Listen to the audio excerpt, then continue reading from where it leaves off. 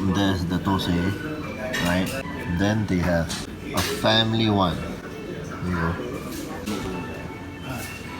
Look at that. That's huge. Big ass. Amazing. Smile.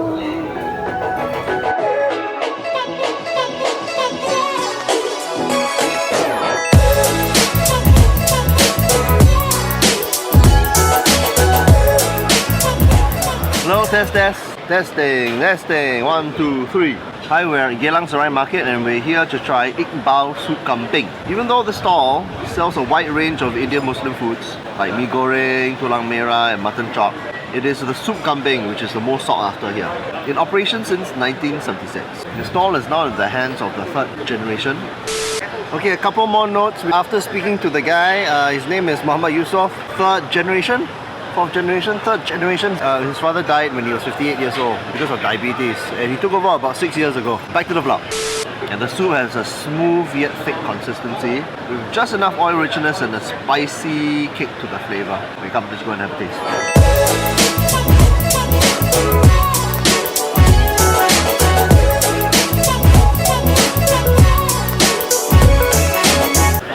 Can I have one soup campur? Having a takeaway? Having here $12. Sorry. Okay.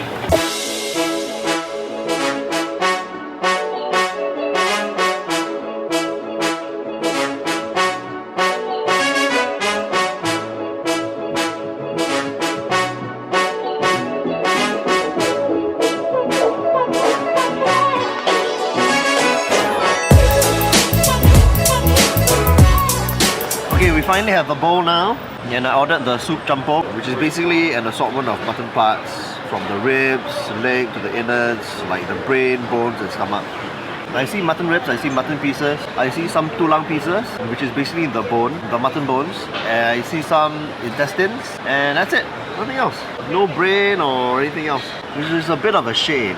I talked to him about the soup. He actually puts a little bit of brain inside, a little bit of tongue inside, but they're only small pieces because not too many people are fond of the brain or the tongue. But apparently you can actually request for like a larger brain. In fact, a whole brain if you want to, or maybe a larger piece of the brain for about $5 extra or so. The other thing also about the soup is that he puts spices, but he actually holds back on it and he actually replaces it with ginger.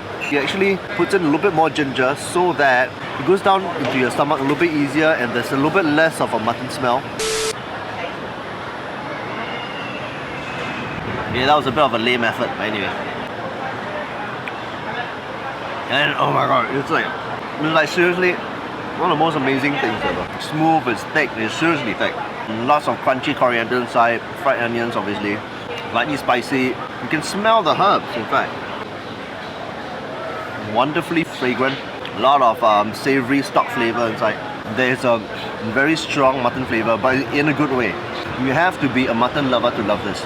If you're the sort of person where you're like, a bit iffy about mutton, I can only take soup kambing if the mutton smell is not so strong, then this is not for you. Completely not for you. This is for true mutton lovers, okay? Where the mutton smell is strong and it's proud and it's wonderfully glorious. There's a lot of mutton fat richness inside because there's this like lip-smacking gelatinous feel to your lips. So don't think that you're just drinking healthy soup or something. The spice level is could be stronger, as indicated by my friend over there who doesn't want to be named. Even despite that, right, it's still a very good bowl of soup kambing. Yeah, there's also a little bit of sweetness from the fried onions, which gives the taste an added dimension. Let's try some of the meat pieces. Just the meat alone.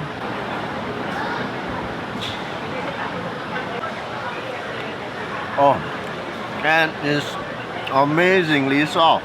I don't understand how you actually manage to have the mutton so soft. I have a feeling you actually cook it to the point where the mutton is just right and they take it out of the soup. It is soft, it is tender, it comes in fairly chunky pieces, so you're not getting like scraps or anything. This, I believe, is the tripe.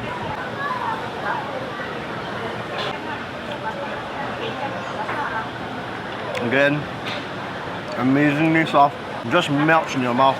I'm going to take some of the bread, the very dry bread.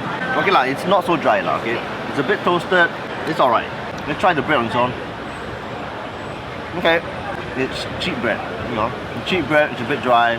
Nothing to shout about. But when you add it inside the soup, the bread just sops in the soup like a sponge, and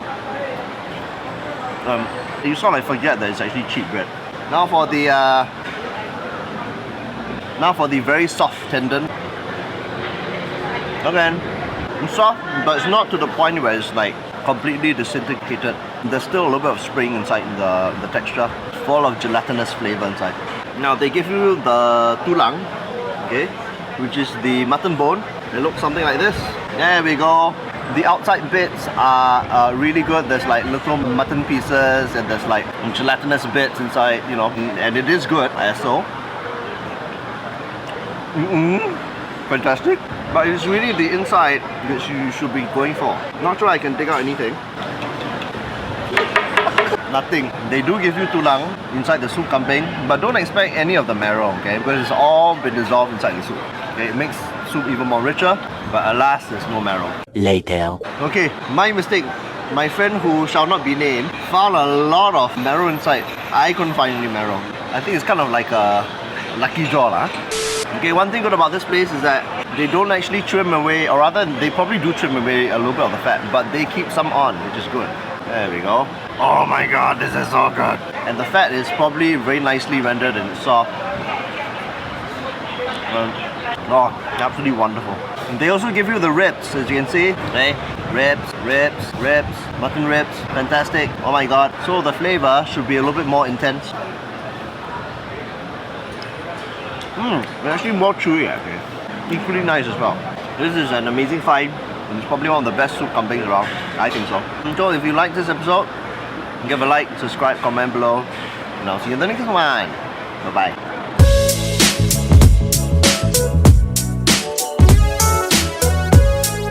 See, it's even longer than my arm. Wow, look at that. Oh my god. Thank you.